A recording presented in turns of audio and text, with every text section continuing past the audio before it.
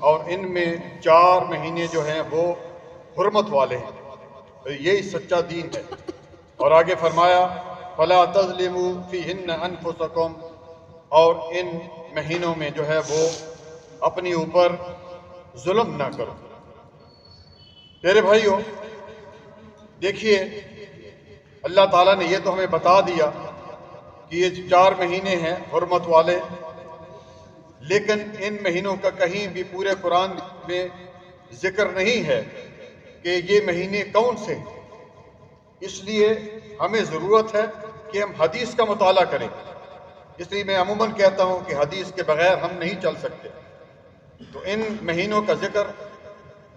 بخاری کی روایت ہے، رسول اللہ صلی اللہ علیہ وسلم نے حدیث میں کیا ہے کہ یہ جو حرمت والے مہینے ہیں ان میں پہلا جو ہے وہ رجب ہے، جو کہ شعبان سے پہلے ہے، اور 3 طے برطے ہیں، ذی القعدہ، ذی الحجہ اور محرم۔ اسی طرح پیارے بھائیوں، میں ایک بات کہوں گا، اب یہ کیونکہ 9 اور 10 روزے آ رہے ہیں جو اس کے عاشورہ کے، میں اہل اسلام سے یہ اپیل کروں گا کہ ان 2 دنوں میں اللہ کے لیے ایک تو یہ ہے کہ روزہ رکھیں، جیسا کہ نبی صلی اللہ علیہ وسلم نے روزہ رکھا بھی اور روزہ رکھنے کا حکم بھی دیا۔ آپ جانتے ہیں متفق علیہ حدیث ہے، بخاری مسلم کی حدیث ہے، سیدنا ابن عباس رضی اللہ عنہما اس حدیث کے راوی ہیں، صام یوم عاشوراء وآمر بالصیام، خود بھی رکھا یہ روزہ اور روزہ رکھنے کا حکم بھی دیا، جو کہ چند دنوں کے بعد آ رہا ہے۔ تو میں تمام اہل اسلام، اہل توحید، ان سے یہ اپیل کرتا ہوں جہاں تک میری آواز پہنچ رہی ہے کہ ان 2 دنوں میں روزہ بھی رکھیں، اور پھر دوسرا یہ ہے کہ اپنے جو آپ کی مقامی مسجد ہے اس میں روزہ افطاری کا اہتمام بھی کریں۔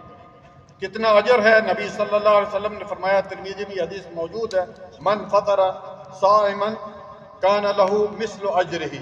کہ جو کسی روزہ دار کو افطاری کراتا ہے اس کو بھی اتنا ہی اجر ملتا ہے جتنا روزہ دار کو ملتا ہے۔ اور یہ آپ کو پتہ ہے، پہلے بھی بتایا تھا کہ سال کا جو ہے وہ سب سے عظیم، سب سے افضل روزہ ہے جتنے بھی سال کے روزے ہیں۔ مثلا آپ نے شوال کے 6 روزے رکھے ہیں، اسی طرح پیر اور جمعرات کا روزہ ہے، اسی طرح ایام 20 کے روزے ہیں، اسی طرح رسول اللہ صلی اللہ علیہ وآلہ وسلم پیر اور جمعرات کا روزہ رکھا کرتے تھے۔ لیکن ان تمام جتنے بھی نفر روزے ہیں، ان تمام روزوں میں سب سے افضل روزہ جو ہے یہ عاشورہ کا روزہ۔ اس لیے پیارے بھائیوں، میں نے جیسے کہ پہلے بتایا ہے کہ بجائے یہ ہے کہ ہم اہل سنت والجماعت ہم دن کو شربتوں کی سبیلیں لگائیں، ہم کھچڑے پکوائیں، ہم حلوے پکوائیں، ہم بریانیاں تقسیم کریں، دن کو 9 اور 10 کو یا پہلی محرم سے لے کر اور آخری یعنی 10 تک، کتنی مخالفت ہے۔ جو جس کا کلمہ پڑھا ہے کم از کم اس کی تو بات مان لیں۔ آپ نے سن لیا بھی، اور آپ کو پتہ ہے کہ نبی صلی اللہ علیہ وسلم خود روزہ رکھا کرتے تھے اور روزہ رکھنے کا حکم بھی دیا۔ تو ہمیں چاہیے کہ ہم یہ 2 دن کم از کم، یہ 2 دن، ویسے تو پورا مہینہ پیر اور جمعرات اور اس طرح یہاں بھی روزے رکھے، لیکن کم از کم یہ جو 2 دن ابھی آ رہے ہیں 9ویں اور 10ویں کا، اس دن کم از کم ہم روزہ جو ہے وہ روزہ رکھیں۔ اللہ تعالیٰ سے دعا ہے کہ اللہ تعالیٰ ہمیں نیک اعمال کرنے کی توفیق عطا فرمائے۔